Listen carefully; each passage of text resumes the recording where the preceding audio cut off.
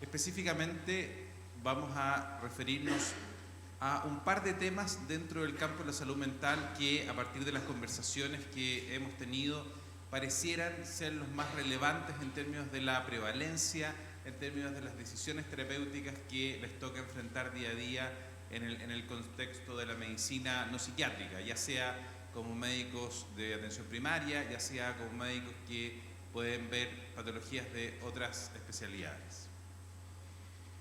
Con toda libertad, si en algún momento me pongo demasiado enredado, por favor, alguien levanta la mano, me pregunta, hacemos inquietudes a lo largo de la clase sin ningún inconveniente.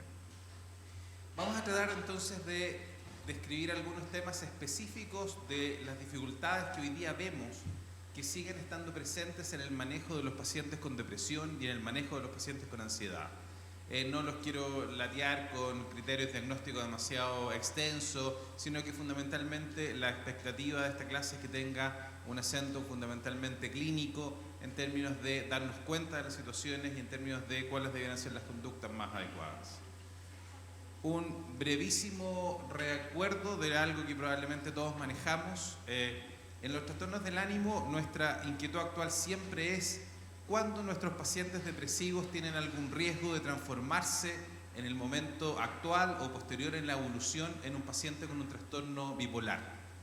Solo recordarles la nomenclatura, que hay episodios de manía, que los vamos a describir brevemente en un segundo, episodios más leves que se llaman de hipomanía y episodios de depresión. Para terminar de enredarnos la vida, hay momentos en los cuales los pacientes tienen dentro de un mismo periodo de tiempo, por ejemplo, dentro de una misma semana, elementos compatibles de una hipomanía o manía y también de una depresión, que son los que se denominan episodios mixtos. Fíjense ustedes que intencionalmente yo pongo aquí una curva amarilla, que la evolución del ánimo de todos tiene algunas oscilaciones y eso es parte de la vida normal. Lo fundamental es que estas oscilaciones tengan que ver con situaciones ambientales. Naturalmente, si es que hay situaciones de la vida común que nos afectan, es esperable que uno tenga algunas pequeñas oscilaciones del ánimo. Cuando estamos hablando de alteración del ánimo, estamos hablando de fundamentalmente magnitud de oscilación que es mayor a la normal y fundamentalmente que no tiene un desencadenante ambiental que lo pueda explicar de manera razonable. Solo recordarnos de esto, episodio maníaco es tener al menos una semana un ánimo elevado o particularmente irritable en el que además uno ve una serie de otras cosas. Autoestima exagerada, disminución de la necesidad de sueño, y este probablemente es uno de los marcadores centrales. No es insomnio solamente, no es que yo me quede dormido más tarde y bueno, me termino despertando más tarde. Es una disminución de las horas de sueño total. Una persona que estaba acostumbrada a dormir 7 horas, 8 horas, llama la atención que empieza a dormir 1 o 2 horas menos sin andar particularmente muerto de sueño el día siguiente. Verborrea, pensamiento acelerado, distractibilidad, aumento de la actividad intencionada, implicación excesiva en actividades placenteras con riesgos potenciales. Ejemplos cotidianos, pacientes que empiezan a dormir un poco menos, que empiezan a gastar un poco más de lo habitual, que empiezan a involucrarse en actividades cotidianas que probablemente son más difíciles de controlar, manejan más rápido, andan particularmente más coquietos, más dispuestos al contacto con el sexo opuesto, etc. Este probablemente es la versión extrema y en la que no debiera haber mucha dificultad de diagnóstico, pues es muy llamativo, tanto para él como para terceros, el cambio de conducta. Las que sin embargo son mucho más frecuentes y que con mucha posibilidad se pasan y no son adecuadamente diagnosticadas son los episodios hipomaníacos, en el que pedimos solamente 4 días y que implica muchas menos repercusiones para el funcionamiento. Son las mismas previas, pero en tonalidad mucho menor. Lo importante de esto es que la mayoría de las personas, cuando están padeciendo esto, no lo perciben. Los que notan algún nivel de cambio son los terceros, la pareja, los compañeros de trabajo, que está un poco más mal genio, que está con un nivel de actividades mucho mayor. Entonces, lo fundamental en el diagnóstico de la hipomanía es pensarla, es sospecharla, es buscarla dirigidamente. Muchas veces va a ser imprescindible para eso tener una fuente de anamnesis externa. Esto probablemente lo manejamos todos casi de memoria, ¿cierto? Que son los criterios de un episodio depresivo mayor, 5 o más de los siguientes síntomas durante las últimas 2 semanas. Probablemente en el pregrado todos los revisamos y nos toca verlo día a día. Ánimo bajo, anedonia, alteración de apetito o peso en cualquiera de los dos sentidos, alteración del sueño en cualquiera de los dos sentidos, alteración de la psicomotilidad, ojo, también en cualquiera de los dos sentidos. Probablemente en la escuela de medicina todos nos enseñaron una depresión más bien inhibida, melancólica, en que la gente tenía una gran baja de apetito. La gran verdad es que lo que uno ve en más del 80% de las situaciones en contexto ambulatorio son depresiones con características distintas, más bien con una tendencia a tener hipersomnia, más bien con una tendencia a tener aumento del apetito, particularmente este craving por hidrato de carbono, por cosas dulces. Ese es probablemente el perfil más habitual que uno ve en el manejo de atención ambulatoria. Fatiga, pérdida de energía, sensaciones de inutilidad, alteraciones cognitivas. Muchas veces solo pesquisamos como primer motivo de consulta esto. La persona se concentra menos, tiene menos funciones ejecutivas, organiza más mal su tiempo y en casos muy severos pensamientos de muerte o ideación suicida. Y algo que es muy complejo de plantear es cuando decíamos, en un mismo periodo de tiempo uno tiene elementos sugerentes de una depresión y al mismo tiempo, a veces incluso dentro de una misma semana, o peor aún, a veces dentro de un mismo día, uno tiene elementos sugerentes de ambos polos. Y así vamos a hablar de que hay trastornos bipolares tipo 1, cuando hay episodios maníacos, mixtos, depresivos, y episodios bipolares tipo 2, en los cuales centralmente hay solo episodios depresivos mayores, fíjense ustedes, y solo se requiere al menos un episodio hipomaníaco.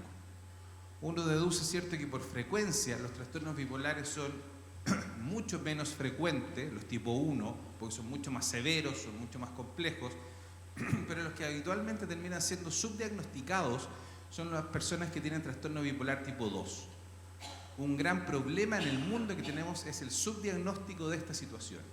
Muchos de estos pacientes están por años tratados con antidepresivos y que lamentablemente los antidepresivos no solo no hacen efecto, sino que pueden empeorar el pronóstico.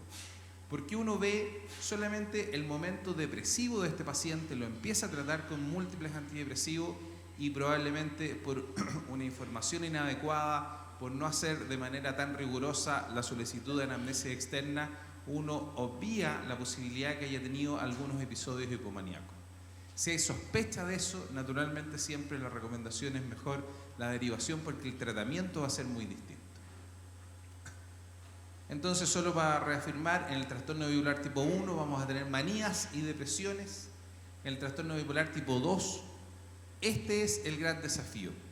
La gran mayoría de esta gente ha tenido múltiples depresiones a lo largo de la vida. Probablemente partió muy tempranamente con episodios depresivos y en algunos momentos tiene una hipomanía. Claro, no alcanza a ser tan severa como para que termine hospitalizado, como para que tenga problemas laborales, pero es la pesquisa de eso lo que nos da la fijada en el punto de atención. Los riesgos durante los episodios de manía e hipomanía son múltiples. Los pacientes con una hipomanía, sobre todo, se sienten bastante bien cuando están padeciendo esto. Sienten que tienen más actividad, sienten que andan más inteligentes, sienten que pueden hacer muchas más cosas. Muchas veces, como decíamos, son terceros los que nos informan de que esto está teniendo alguna consecuencia. En casos más severos, en casos fundamentalmente ya de manía, es donde tenemos más dificultades, agresividad, mal manejo del dinero, pérdidas de empleo, deudas, en algunos casos lamentablemente riesgo suicidio y actos impulsivos.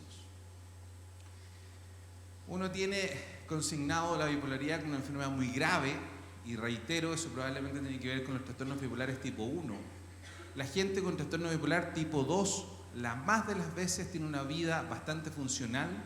Hay connotados políticos, deportistas, académicos que tienen un trastorno bipolar tipo 2 no siempre adecuadamente diagnosticado y tratado, y en los periodos que tienen hipomanías leves, en los periodos que están libres de enfermedad, pueden ser particularmente productivos. Aquí un par de personajes tremendamente prolíficos en la historia, y uno puede hacer una larga lista de personas que a uno ahora haciendo una visión retrospectiva padecieron de un trastorno bipolar y que probablemente tuvo algunos impactos en su vida. Fíjense en esto, habitualmente uno en el pregrado aprendió que el trastorno bipolar era bastante poco frecuente, 1%, 2%. Eso es cierto para el trastorno bipolar tipo 1.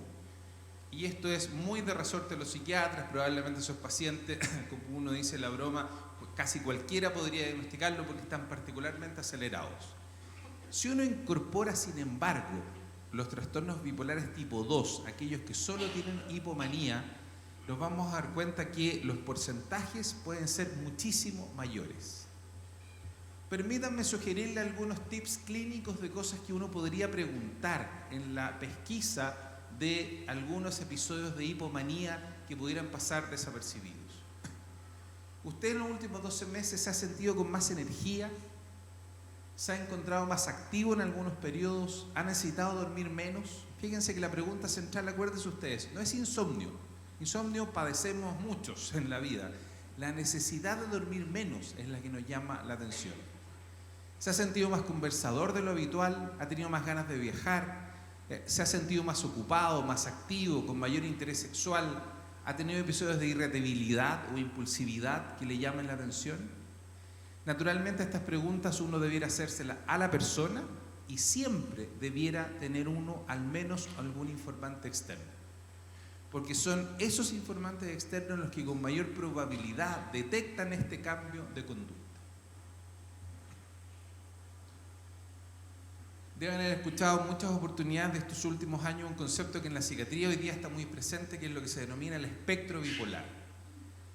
Junto con el trastorno bipolar tipo 1 y tipo 2, cada vez tenemos el convencimiento que hay gente que tiene alteraciones un poco más suaves todavía, pero que el tema central es que requieren para su tratamiento un manejo fundamentalmente a partir de estabilizadores del ánimo y no de antidepresivos.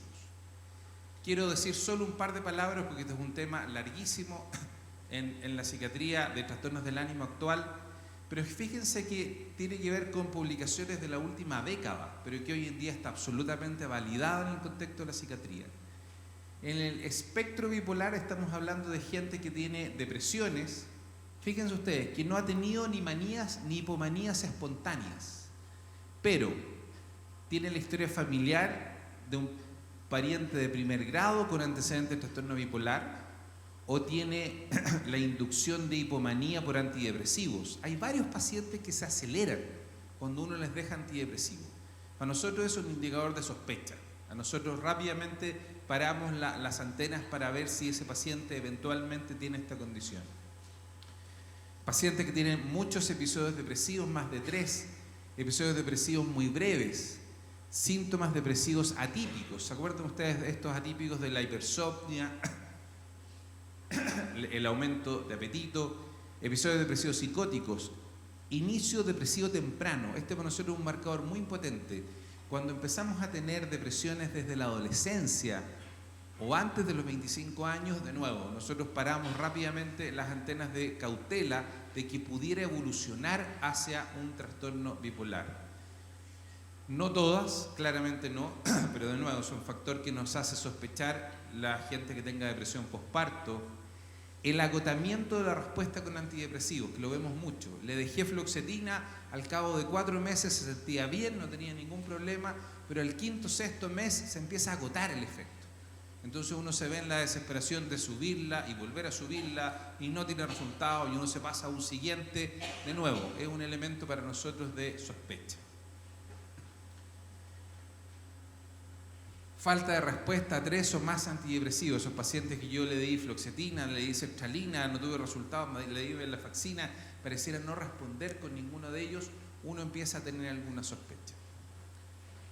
Fíjense ustedes que esa primera cifra que decíamos entonces del 1% de pacientes bipolares está solamente referida a los pacientes con trastorno bipolar tipo 1. Si uno incorpora a los pacientes con trastorno bipolar tipo 2, y más aún, si uno incorpora a los pacientes de este denominado espectro bipolar, las cifras pueden ser asombrosamente altas, como 8%, 20%, 15%. De población general estamos hablando. Y permítanme otra cifra. Si uno toma ahora una población restringida, la población de pacientes que consultan por depresión, el gran desafío que tenemos los psiquiatras es saber qué paciente que hoy día tiene depresión clásica, característica, va a evolucionar a lo largo de los años a un paciente que tenga un riesgo de bipolaridad. Las cifras son asombrosamente altas. Hoy día decimos que dependiendo del criterio que uno utilice, más estricto o menos estricto, son del orden del 20, 30 y a veces hasta el 40% de los pacientes que hoy día están teniendo un cuadro depresivo. Fíjense en esto que quiero hacer el énfasis, porque lo más llamativo siempre es la manía, la hipomanía. Sin embargo, la razón por la que van a consultar los pacientes clásicamente no es por eso. La razón por la que van a consultar los pacientes es por episodios depresivos. Fíjense ustedes que del periodo que están sintomáticos, del periodo que están fuera de la normalidad eutímica, la mayoría de las veces van a estar en la depresión. Entonces, esa casi obsesión que tenemos los psiquiatras que nos dedicamos a ánimo de buscar hipomanía, es efectivamente buscar una aguja en un pajar. Los pacientes van a siempre consultar mayoritariamente por el episodio de depresión. Y es ahí donde uno tiene que hacer la revisión longitudinal a la búsqueda de elementos sospechosos de la polaridad opuesta. El gran problema que tenemos en la bipolaridad es la presentación como depresivos y que casi todos ellos tienen comorbilidad. Tienen comorbilidad con trastornos de ansiedad, con trastornos por uso de sustancias, con trastornos conductuales, con conductas antisociales, etc. Dicho esto, y esto es una opinión tremendamente discutible, que es solo de la visión que tenemos hoy en día en nuestro departamento, ¿cuáles son los problemas más relevantes que hoy día nos parece que siguen estando no adecuadamente resueltos en la enfermedad depresiva? La alta cantidad de síntomas físicos, que de nuevo se nos pasan por alto porque parecen un motivo de consulta distinta, las altas tasas de recurrencia y las bajas tasas de remisión. Vamos a tratar de referirnos en estos minutos a ellas. La depresión tiene múltiples síntomas físicos. Y así como describieron los clásicos, así como nos enseñaron nuestros maestros en la psiquiatría, muchas veces ese es el principal motivo de consulta. Los síntomas emocionales no los vamos a aburrir, que lo sabemos, los síntomas ansiosos también, la irritabilidad, la falta de concentración, pero tiene muchísimos síntomas somáticos la depresión. Falta de energía, molestias digestivas, alteraciones del sueño, del apetito, alteraciones cardiovasculares. Y cada vez nos convencemos más, en muchos pacientes este es el motivo de consulta. Dolores inexplicables, mialgia, sensación de fatiga, sensación de falta de energía. Fíjense en esto, en que de nuevo yo intencionalmente pongo en una aparente dicotomía todos los síntomas emocionales. Cuando los pacientes nos plantean esto, uno rápidamente sospecha en depresión. El problema es que no sospechamos adecuadamente de depresión cuando tenemos como primer motivo de consulta cefalea, sensación de fatiga, trastornos del sueño, mareos, dolores relativamente inexplicables, dolores torácicos, articulares, estos dolores vagos, difusos, molestias gastrointestinales, disfunción o apatías sexuales, alteraciones perimenstruales. Muchas veces reiteramos, esto es el motivo de consulta central de un paciente con depresión. Esto es un tema que probablemente ustedes manejan mucho más que yo, la cantidad de pacientes diagnosticados con colon irritable, fibromialgia, cefaleas tensionales, etcétera, etcétera, que lo que tienen en realidad es un cuadro depresivo, es enorme. Y dan vuelta por servicios y uno ve que le piden un examen y otro examen, y después de la derivación al neurólogo, al gastroenterólogo, en el quinto lugar dice, ya sabe qué más, vaya al psiquiatra, porque no le encontramos nada. Entonces usted algo debe tener, pero que no es físico, falacia, porque evidentemente la depresión tiene un sustrato neurobiológico. Pero después de la quinta interconsulta, el colega se aburre y dice, ya vaya al psiquiatra, porque capaz que usted tenga. Probablemente de las primeras derivaciones, no quiero decir que no busquemos la patología somática, Pero junto con eso debiéramos tener una conducta activa de buscar y sospechar elementos de depresión. Fíjense en esto que es interesante. ¿Qué porcentaje de los pacientes con trastornos del ánimo tienen síntomas somáticos? ¿Y cuántos? Fíjense que la mayoría de los pacientes con trastornos del ánimo tienen al menos 4 o 5, 6 o 8, o fíjense, o más de 9 síntomas somáticos. O sea, tienen muchísimos síntomas, pero probablemente no son adecuadamente preguntados, no son adecuadamente examinados. Y por último, y este es un problema que nos pasa a todos, dependiendo cuál es el motivo de consulta con el que el paciente entra al box, es la probabilidad de la que salga con un diagnóstico de depresión.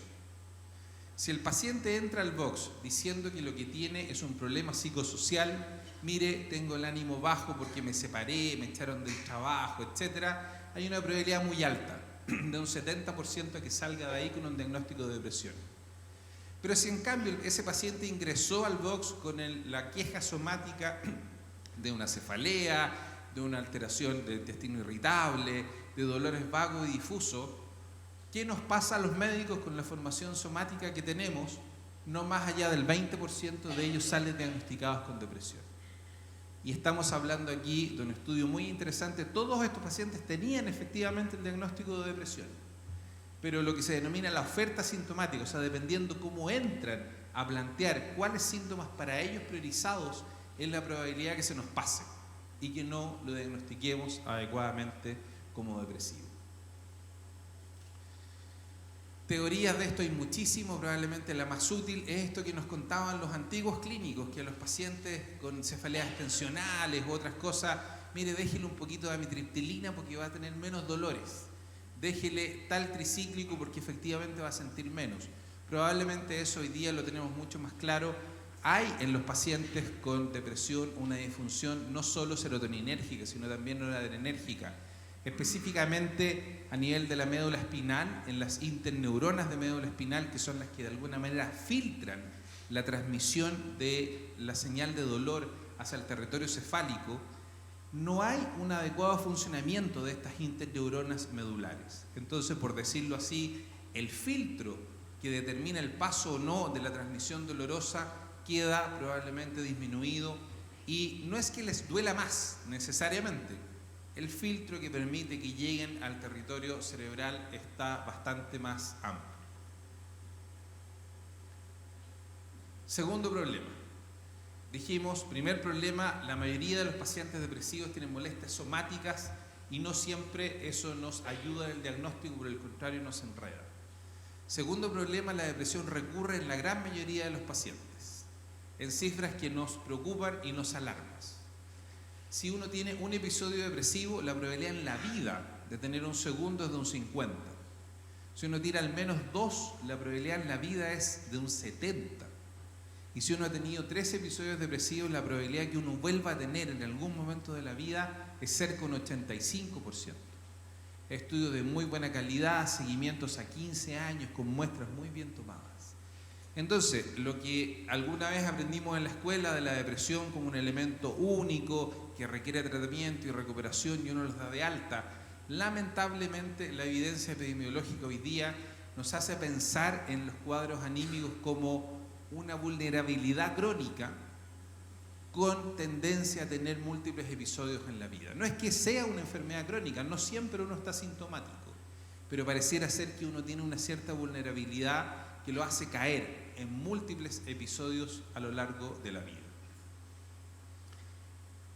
¿De qué depende que un paciente vuelva a tener otros episodios de depresión? De muchos factores. Varios de ellos son propios del paciente y no tenemos mucho más que hacer, pero hay un par de ellos que sí dependen de las decisiones que como médicos tomemos. Depende del número de episodios previos, lo dijimos. Depende si este paciente tenía lo que se denomina una depresión doble, que probablemente lo han escuchado, un paciente que sobre una distimia, una leve baja de ánimo mantenida al menos de 2 años, sobre esa condición hace un cuadro depresivo, son más difíciles de tratar. de la duración del episodio índice, de la historia familiar, de la comorbilidad. Y esto es un tema en el que yo los quiero invitar a que hoy día reflexionemos en cuál es el nivel que le vamos a pedir a la estrategia antidepresiva. Si logramos lo que se denomina la respuesta o la remisión, que en este caso no son sinónimos.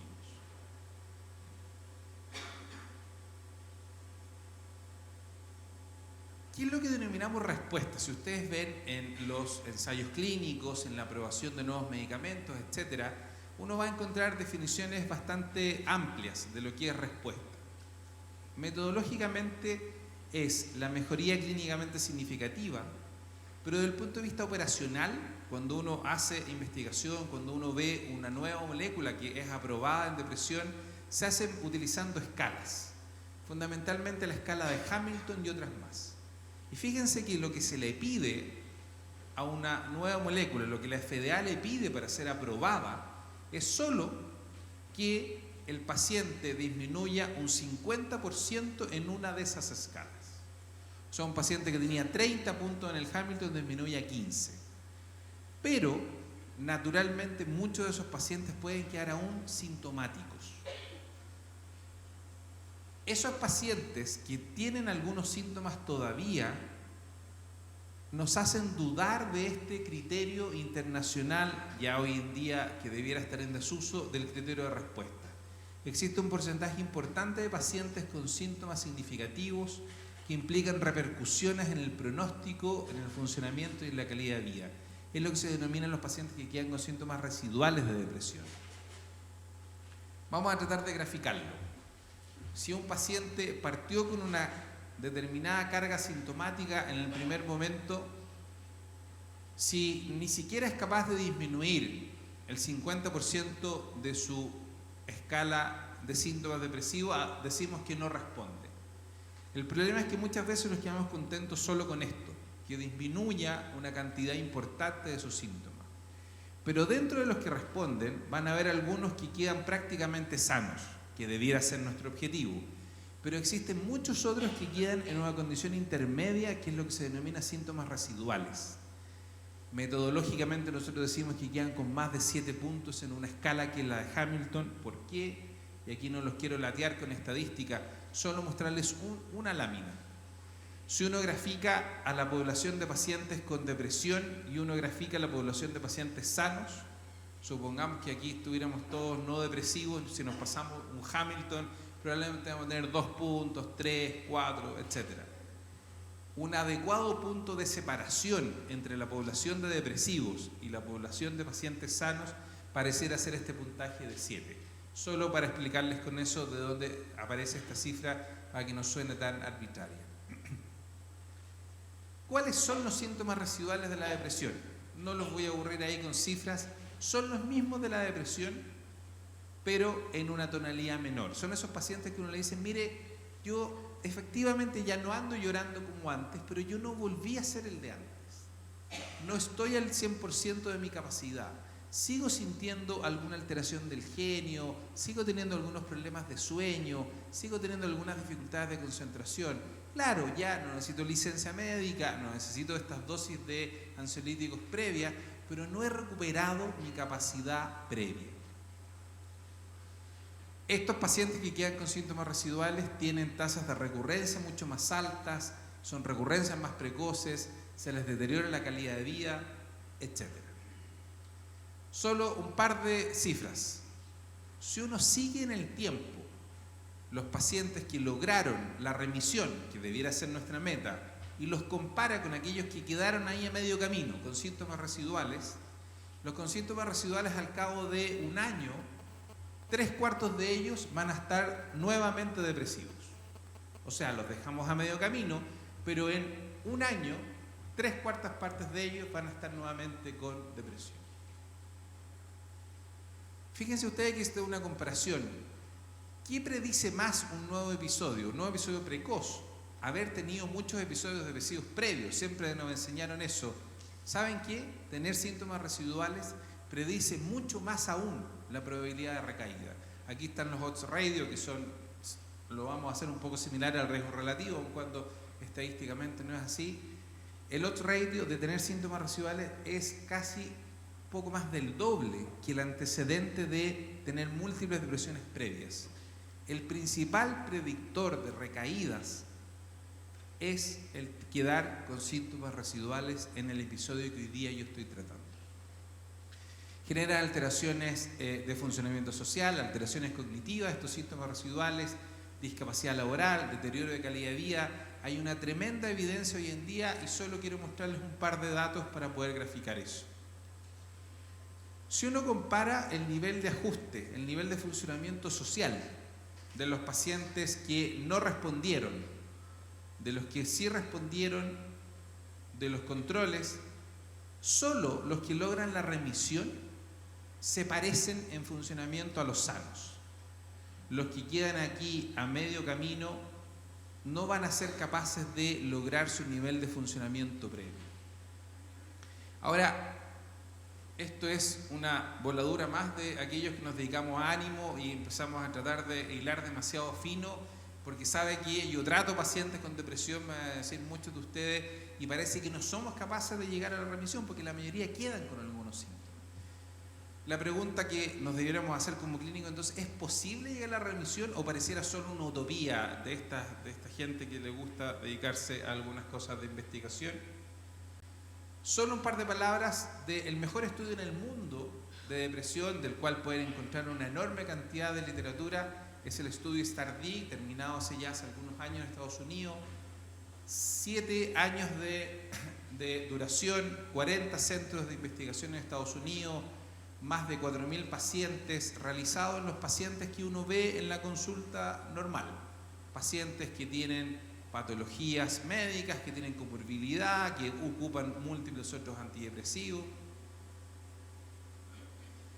El objetivo central que tenía ese estudio era definir qué había que hacer para lograr la remisión si esa no resultaba en el primer paso. Y con esto solo les quiero resumir. Los pacientes todos partieron con citalopram. Es una larga historia de por qué cuando uno le pregunta a los diseñadores del estudio que los hemos invitado a Chile, dijeron, mire, quisimos partir con un ISRS porque la verdad honesta, a casi todo el mundo hoy en día parte con un ISRS. ¿Por qué citalopram y no otro? Mire, eran pacientes que tenían tantas patologías médicas, que tenía pocas interacciones, era relativamente seguro, entonces nos pareció un buen representante de su clase. Bueno, ¿cuántos de esos pacientes lograron la remisión? Dándole citalopram por 14 semanas en una dosis adecuada, un porcentaje lamentablemente muy bajo. El 32% de los pacientes fueron capaces de lograr la remisión. Entonces el diseño del estudio era, bueno, ¿qué hacer ahora? ¿Cuáles son los siguientes pasos? Y aquí no quiero aburrirlos, pero después de citalopram se les cambiaba a otras clases de fármacos antidepresivos, a bupropion, a sertralina, a venlafaxina, a terapia cognitiva, o se le aumentaba, vale decir, se mantenía el citalopram y se le agregaba bupropion, buspirona, terapia cognitiva. Tampoco lográbamos la remisión. Bueno, podíamos cambiar a venlafaxina o pacientes más graves, cambiábamos a mirtazapina, a nortriptilina o cosas muy de especialistas que son estrategias de potenciación o aumentación. Pacientes a los cuales les dábamos litio, paciente depresivo monopolar, pero sabemos que el litio tiene eficacia en el terreno de la depresión monopolar también. O pacientes que le dábamos triodotironina, pero ¿cómo? Pacientes eutiroideos, sí, nosotros en especialidad ocupamos en algún momento como medida de rescate el generar una condición suprafisiológica de hormona tiroidea, o ya situaciones más complejas, un IMAO o una combinación de dos duales, mirtazapina, venlafaxina. Si ustedes se fijan, son una serie de pasos secuenciales cuyo objetivo era lograr que el paciente llegara finalmente a la remisión. Datos. Solo si uno suma, yo les decía, remisión con el primer nivel, 33%, 32,9%. Si uno suma eso, las decisiones que uno podría tomar en el segundo nivel ya alcanza casi un 55%.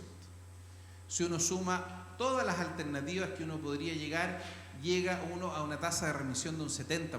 O sea, el mensaje central de ese estudio, entre muchos otros aprendizajes que nos generó, es que la remisión es posible desde el punto de vista clínico, es posible en pacientes como los que uno tiene todos los días en la consulta, con comorbilidades, con dificultades de adherencia, con trastornos de personalidad, etc. Por lo tanto, importante que nos llevemos de conclusión que el no lograr la remisión implica deteriorar el pronóstico, recaídas mayores y más precoces, alteraciones de la calidad de vida y del ajuste social. Debiera ser entonces hoy día la remisión nuestra meta. Si de hecho uno revisa todas las guías internacionales, la guía americana, la canadiense y hasta nuestro humilde GES, si ustedes se fijan por ahí en los párrafos, la meta actual del GES dice que uno debiera llegar a la remisión con los pacientes. Y ustedes me van a decir, pero ¿cómo con los medios que tenemos en atención? Estoy de acuerdo y suscribo con ustedes toda la inquietud que eso implica, pero toda la evidencia internacional hoy día nos plantea que esa debiera ser la meta de recuperación adecuada de nuestros pacientes con depresión.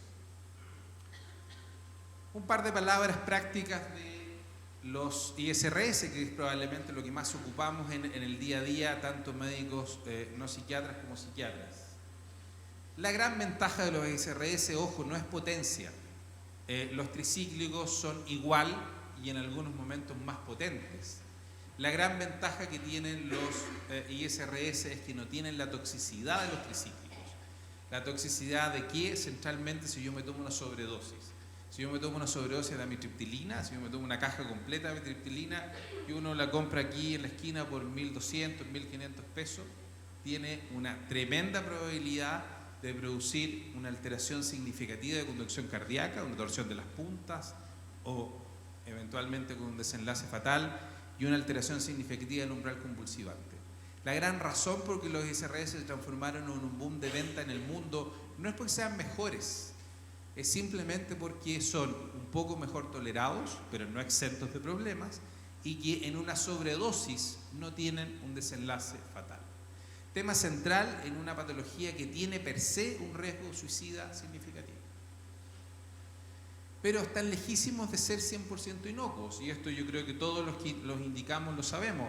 En las primeras semanas, sobre todo, uno ve una serie de molestias con los ISRS.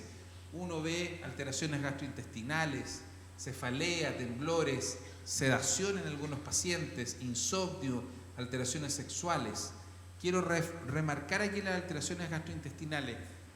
¿Alguien se acuerda dónde está la mayor concentración de neuronas serotoninérgicas de todo el cuerpo? En el intestino, no está en el cerebro. Cuando nosotros hacemos una estimulación serotoninérgica con cualquiera de nuestras estrategias, lo que primero hacemos, por ende, es estimular receptores serotoninérgicos intestinales. Por eso que un número importante de los pacientes se quejan durante las primeras semanas de náuseas, de diarrea, de otras alteraciones, producto de la estimulación sistémica que estamos generando. Aquí solo para recordarnos de cosas que a los fisiólogos les encantan, hay múltiples receptores serotoninérgicos. Lo que nos interesa son estimular los 5-HT1, que buscan el efecto antidepresivo y ansiolítico. Pero como estamos haciendo una intervención sistémica, estimulamos todos. Los 5-HT2, los 3, los 4, etc. Solo un par de datos. Al estimular los 5-HT2 producimos agitación, nerviosismo, insomnio, disfunciones sexuales. Al estimular los 5-HT3 producimos náuseas, vómitos. Entonces, siempre que ocupemos un inhibidor de recaptura de serotonina, ya sea específico o dual, tenemos que tener en cuenta estos riesgos en la eventualidad que aparezca. Existen diferencias entre los antidepresivos, muchas, y escapa a lo que alcanzamos a hacer hoy día la revisión de cada uno de ellos, pero más específicamente la pregunta, ¿da lo mismo dar cualquier ISRS o son equivalentes? ¿Da lo mismo dar fluoxetina, sertralina, citalopram, escitalopram? Es la pregunta que quiero ayudar a responder. Son tremendamente distintos los ISRS entre sí. Diferencia número 1, las vidas medias son completamente distintas. Si uno ve, por ejemplo, fluoxetina, tiene una vida media muy larga, 2 a 4 días. Para enredarnos más la vida, tiene un metabolito activo que se llama la norfloxetina, que tiene una vida media de 7 a 15 días. En cambio, todos los otros ISRS tienen vidas medias mucho más cortas.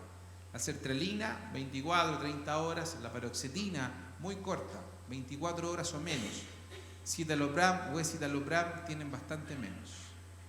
Esto explica, por ejemplo, lo que muchas veces vemos cuando un paciente olvida tomarse 2 o 3 dosis o decide suspenderlo bruscamente. Si lo hace con alguno de los de vida media corta, va a tener muchas molestias, que son las que denominamos síndrome de discontinuación. Si yo dejo de tomar 2 días, 3 días un ISRS de vida media corta o decido suspenderlo de manera brusca, lo más probable es que tenga una serie de síntomas físicos, ojo, no muy emocionales, síntomas físicos como mareos, náuseas, alteraciones gástricas, sudoración, una sensación como de corriente eléctrica, temblores y algo de agitación o nerviosismo. Algunos pacientes refieren esta rinitis, que es como una sensación parecida al prodromo de la gripe, como que uno tiene el cuerpo medio cortado los primeros días antes que se desate la gripe. Es probablemente una sintomatología física que nos confunde, pero que muchas veces es propia de la suspensión brusca. Muchos pacientes míos han terminado a raíz de estos mareos con octavo par, con escáner, con una serie de cosas, y probablemente no preguntamos de manera adecuada hace cuántos días que no se tomaba el antidepresivo. Segunda diferencia, y aquí nos duele la guata a todos cuando uno se acuerda de esta historia del citocromo P450, que era un sinnúmero de familias, subfamilias, genes, etc. Solo voy a hablar de uno. Una de las familias que más nos importa de las múltiples que tiene el famoso citocromo P450 es la 2D6. ¿Por qué? Varios de nuestros antidepresivos son bastante inhibidores de esas enzimas hepáticas. Particularmente fluoxetina y paroxetina son potentes inhibidores de la isoenzima 2D6. Si uno revisa otros, el otro preocupante, pero que no es muy común de usar en Chile, es fluoxamina, que es un potente inhibidor de la 1A2. O sea, cada vez que yo estoy ocupando fluoxetina, paroxetina y en menor medida sertralina, tengo que saber que esta isoenzima va a estar inhibida. ¿Qué implicancia práctica tiene eso, doctor? Porque parece una lata. Cualquier cosa que se metabolice por esta vía va a tener sus vidas medias aumentadas. Ejemplos prácticos 2. 1. Los tricíclicos se metabolizan centralmente por esa misma vía. Entonces yo doy 40 miligramos de fluoxetina y sabe que el paciente tiene problemas para dormir, entonces le doy 25, 50 miligramos de triptilina en la noche. Razonable, no es una mala decisión. Pero tengo que tener claro que yo voy a tener efecto clínico y efectos adversos propios de si yo le estuviera dando el doble aproximadamente. O sea, de esa magnitud es la inhibición de la isoenzima que estamos hablando. O sea, no es que esté prohibido que hagamos la combinación, pero tenemos que tener en cuenta que vamos a tener que hacer un ajuste de dosis de manera muy significativa. ¿Tioridazina existe todavía en los consultorios? ¿No? Qué bueno, porque hemos hecho mucha campaña, pero en algunos sí. La tioridazina, antiguo antipsicótico, que se ocupaba un montón con el efecto ansiolítico en dosis baja. El gran susto de la tioridazina, que es la molécula de la medicina que más altera el QT. Entonces, muchos pacientes le daban 100 miligramos de tioridazina y parecía lógico combinarlo con algún antidepresivo. Llegamos a niveles tóxicos de tioridazina con riesgos que pueden ser muy graves, una torsión de las puntas, una arritmia fatal. Y fíjense ustedes en esto, el tamoxifeno. El tamoxifeno utiliza el 2D6 y otros más para su metabolismo, y esto tiene una implicancia que uno le puede resultar insospechada. Fíjense en esto. El tamoxifeno, para que sea útil, para que prevenga la recaída en el cáncer de mama, que está tremendamente frecuente, necesita ser metabolizado para llegar a ser endoxifeno. Para llegar a ser endoxifeno tiene que pasar por el citocromo 2D6, por el 3A4 y nuevamente por el 2D6. Si no llega aquí, no funciona activamente. ¿Qué pasa si yo tengo inhibida la enzima que permite su transformación, los niveles del tamoxifeno útil van a ser muy bajos. Ya, pero esto es una rareza que le gusta a los bioquímicos, o esto tiene implicancias, esto tiene riesgos que son significativos o no. Estudio canadiense, 2000 mujeres seguidas durante 12 años que tenían profilaxis de cáncer de mama, y además en los registros médicos uno encuentra que le habían dado antidepresivos. Comparamos el riesgo de mortalidad, cuántas de estas mujeres se morían si tomaban unos y otros antidepresivos, y uno se asombra y se asusta. Las que tomaban paroxetina se morían casi el triple de las que tomaban probablemente venlafaxina u otras. Entonces estamos hablando de interacciones que tienen no solo un impacto en términos de efectos colaterales, sino que en términos de el riesgo de complicar patologías de esta magnitud. Pero si uno revisa, la mayoría de los serotoninérgicos tienen además otras acciones. Por ejemplo, paroxetina es bastante histaminérgica y es bastante noradrenérgica también, por eso da sueño.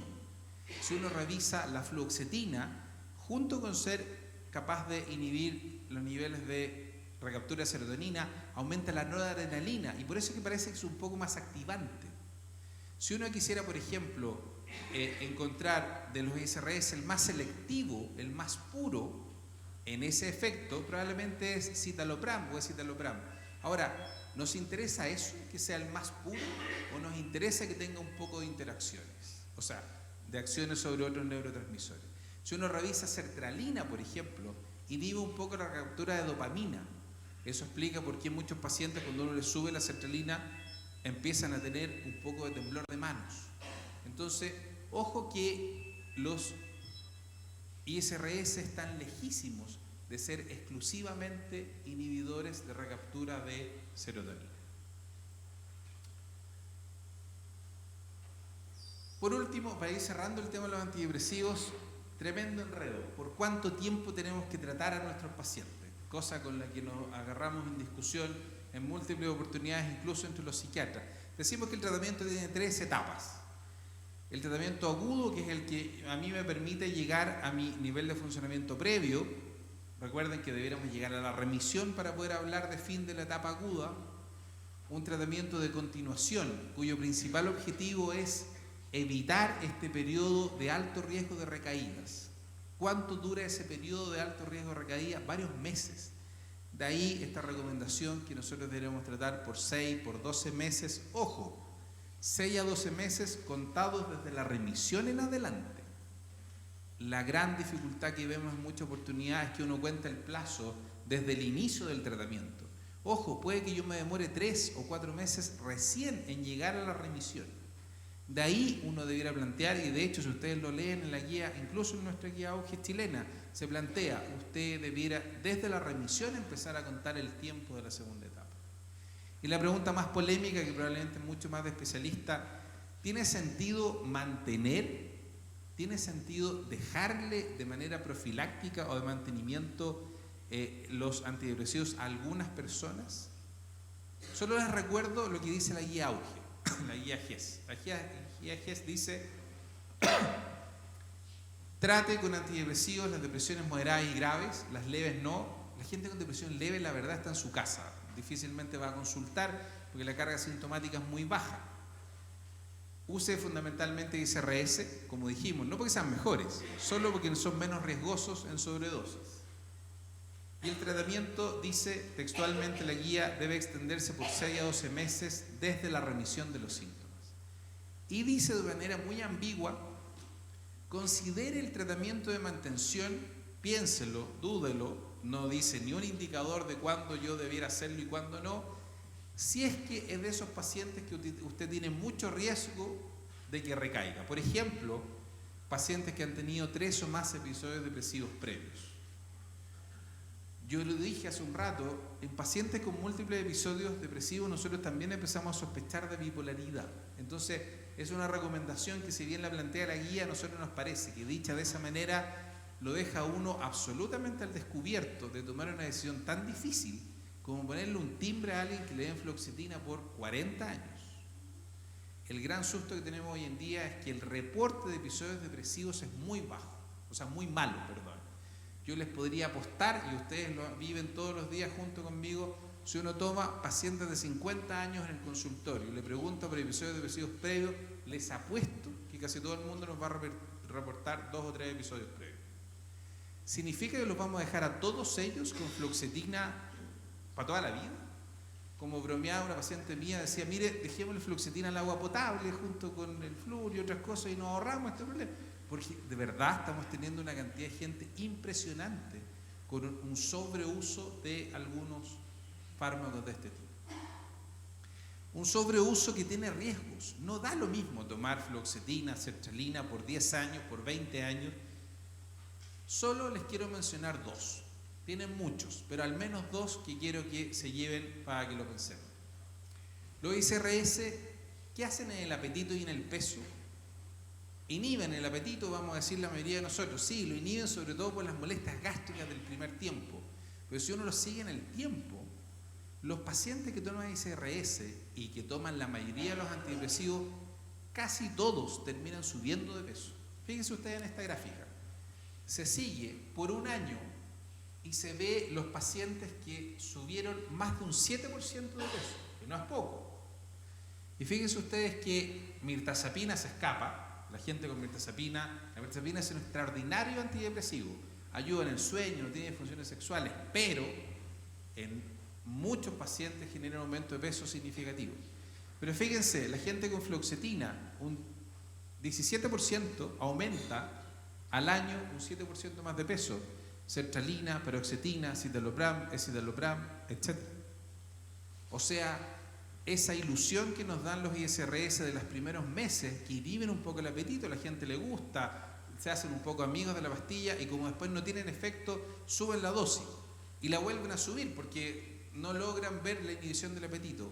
La verdad, ese es un efecto sobre el que se neutraliza y que en el largo plazo finalmente tiene un efecto contrario. Segunda inquietud. ¿Producen algún efecto adverso sexual? Uno va a los prospectos de la industria farmacéutica y dice, no, mire, es una posibilidad muy baja, 5%, incluso algunos antidepresivos nuevos dicen, mire, salió con la misma cantidad que el placebo. Sí, mira, había un 3%, pero el grupo controlado con placebo también. Así que no se preocupe del antidepresivo nomás a la gente. Fíjense usted en esto. Eso tiene una trampa, y la trampa es, yo busco dirigidamente el impacto sobre sexualidad o dejo el reporte espontáneo.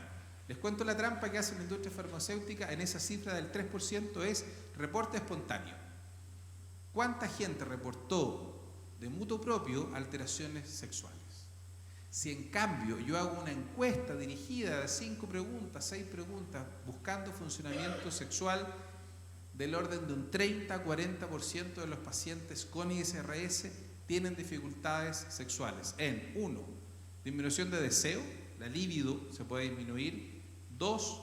Alteraciones en la excitación, erección en el caso del hombre y todos los cambios vaginales y lubricación que ocurren en la mujer. Y 3. Atraso en el tiempo del orgasmo. Los urólogos, sabiendo esto, ¿qué hacen cuando un paciente tiene eyaculación precoz? Le dejan ISRS porque atrasa el tiempo del orgasmo, que está bien, es una indicación razonable.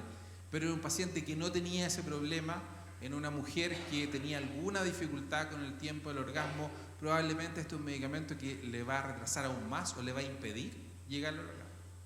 Entonces, lo quiero dejar como tema de discusión, porque si bien decimos, nos previenen la aparición de nuevos episodios depresivos en parte, porque no nos aseguran, la industria farmacéutica ha sido muy tramposa en querer convencernos que no tienen ni un riesgo. Y sí tienen riesgos. Tienen riesgos en el peso, tienen riesgos en el ámbito sexual y múltiples otras alteraciones también. Solo un par de palabras para no arrancarme del tiempo. En trastornos de ansiedad, que es un tremendo tema, quise centrarme fundamentalmente en una de las condiciones. Los trastornos de ansiedad son múltiples. Trastorno obsesivo compulsivo, fobia social, trastorno de ansiedad generalizado, trastorno de estrés postraumático, y comentando con la gente del colegio me decía, mire, de lo que más tenemos problemas es con la epidemia, comillas, de trastorno de pánico. Tenemos una cantidad enorme de gente que anda por la vida diciendo que tiene trastorno de pánico. Yo tengo la impresión de que hay más, pero probablemente tenemos dificultades diagnósticas en el trastorno de pánico. La principal dificultad diagnóstica es esta. No toda crisis de pánico es sinónimo del trastorno de pánico. Hay múltiples razones por las cuales uno puede tener una crisis de pánico. Múltiples. Solo muy pocos de ellos tienen específicamente un trastorno de pánico. ¿Qué es esto? Lo vamos a tratar de definir. Las crisis de pánico probablemente todos las conocemos, algunas las hemos padecido y uno lo pasa horrible en el rato que lo tiene, porque uno tiene palpitaciones, sudor, temblor, ahogo, sensación de atragantarse, opresión torácica, náusea, mareos, parestesia o calofrío o sensación de desrealización. Esta es la que probablemente más asusta, este miedo a morirse, miedo a perder el control, que hace que la gente llegue al SAP o al servicio de urgencia. No hay que tener todos estos síntomas. Las clasificaciones americanas dicen, mire, con 4 de estos síntomas, pero ojo, tienen que tener una característica, que debuten muy bruscamente. No es que yo me demore 4 horas en tener estos síntomas, es en un inicio rápido, en 10 minutos, 15 minutos, yo tengo 4 o 5 de estos síntomas. Y eso es lo que le da esta tremenda característica aguda y de susto, de temor. Eso es una crisis de pánico. Que, ojo, es distinto a tener alguno de estos síntomas 2 días, 5 días, 7 días. Eso puede ser un trastorno de ansiedad, puede ser ansiedad reactiva, puede ser ansiedad, un trastorno de ansiedad generalizado, puede ser la ansiedad propia de una depresión. Para que hablemos de una crisis de pánico tiene que tener esta característica aguda. Pero incluso estas crisis de pánico, las definidas como tal, pueden aparecer en múltiples otros trastornos. Pueden aparecer en cuadros depresivos, pueden aparecer en las fobias.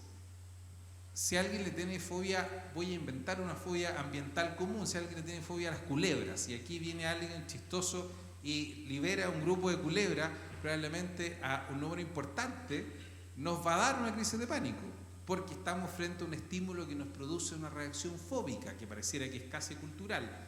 Y uno va a tener todos esos síntomas que decimos en 5 minutos. ¿Eso es una crisis de pánico? Sí, pero no es un trastorno de pánico. Es una crisis de pánico inducida por un estímulo fóbico. Los pacientes que tienen estrés postraumático siguen teniendo crisis de pánico. Los pacientes que quedaron, por ejemplo, con estrés postraumático y les tocó el terremoto en el piso 20, cada vez que existe un temblor grado 5, les aseguro que vuelven a tener una crisis de pánico. Pero su diagnóstico, ¿cuál es? Un trastorno de estrés postraumático que requiere ser tratado con medicamentos, con terapia, etc. Y para terminar de enredarnos la vida, hay múltiples síntomas médicos que se confunden, que se parecen. Y ustedes los conocen mejor que yo. En la insuficiencia cardíaca, en el infarto, hay hartos síntomas que se parecen en el infarto y que terminan siendo motivo de consulta en el servicio de urgencia. En el asma, una crisis asmática, se parece harto. Y hay muchos pacientes que los pobres tienen una crisis asmática que obviamente se angustian mucho y que pueden tener además ambas cosas, que pueden tener una crisis de pánico asociada. Accidentes cerebrovasculares, epilepsia, tumores del sistema nervioso central. Entonces, lo importante es estar seguros que ninguna de estas enfermedades sea capaz de producirla. ¿Cuándo hablamos entonces de trastorno de pánico? Cuando hay crisis de pánico inesperadas y repetidas en el tiempo, no una, varias, y que después de las crisis la persona queda inquieta sobre la posibilidad de tener más crisis, queda preocupado por las implicaciones de estas crisis o tiene cambios significativos en el comportamiento. Muchos de los pacientes con trastorno de pánico tienen una complicación que se llama agorafobia. ¿Qué significa agorafobia? Etimológicamente es temor a los lugares abiertos, y de ahí viene, pero en realidad es temor a que si a mí me vuelve una crisis, ¿qué hago? Si me vuelve a dar una crisis en el metro, en el ascensor, ¿qué voy a hacer si es que me llega a ocurrir? Para hablar de agorafobia, las personas relatan que evitan estas situaciones, o si no les queda otra. Entonces yo el otro día veía a una persona que tiene una crisis de pánico en el metro, hizo todo lo posible durante una semana para no volver a subirse al metro porque tenía el temor agorafóbico de volver a tener una crisis en esa misma situación. Pero me dijo, ¿sabe, doctor? Yo vivo en Puente Alto, me demoraría 2 horas y media en llegar a Santiago, al centro de Santiago quiero decir, y si me vengo en micro, entonces, ¿sabe qué más? Ya, me vengo en metro, pero la verdad, vengo sudorosa, pasándolo mal, angustiada, me trato de poner cerca de la puerta, en las estaciones con más gente me empujan para el fondo. La pobre lo pasaba pésimo. Había tenido una crisis de pánico y había quedado con una de las complicaciones que es una agorafobia. Pero ojo, para que hablemos de crisis de pánico propias de un trastorno de pánico, también tenemos que estar seguros que esas crisis no son motivadas por alguna sustancia. Hay sustancias productoras de crisis de pánico, muchas. Las dosis muy altas de cafeína en algunas personas inducen crisis de pánico. Más de algún lolo llega al servicio de urgencia por 3 o 4 battery y que le dio una crisis de pánico por el exceso de cafeína. Hay crisis de pánico por marihuana. No creo que la conozcan, es una hierbita verde que alguna gente alguna vez ha llegado a consumir. Hay muchos pacientes que tienen crisis de pánico. Ojo, no es lo que los chiquillos llaman la pálida, no. Gente que tiene una auténtica crisis de pánico inducida por marihuana. Naturalmente, después los pobres que les pasa esto no quedan con ganas de volver a consumir marihuana. Pero de nuevo, ¿eso es un trastorno de pánico? No, es una crisis de pánico inducida por una sustancia. ¿De acuerdo? Un par de tips clínicos para ir cerrando. Dijimos que los síntomas en la crisis de pánico son muy rápidos en aparecer, aparecen muy bruscamente, pero se pueden demorar en desaparecer. Pueden demorarse media hora, 2 horas, 3 horas. Entre los ataques de pánico, los pacientes pueden sufrir ansiedad anticipatoria, quedan temerosos, preocupados, inquietos de la posibilidad que vuelva a aparecer una nueva crisis.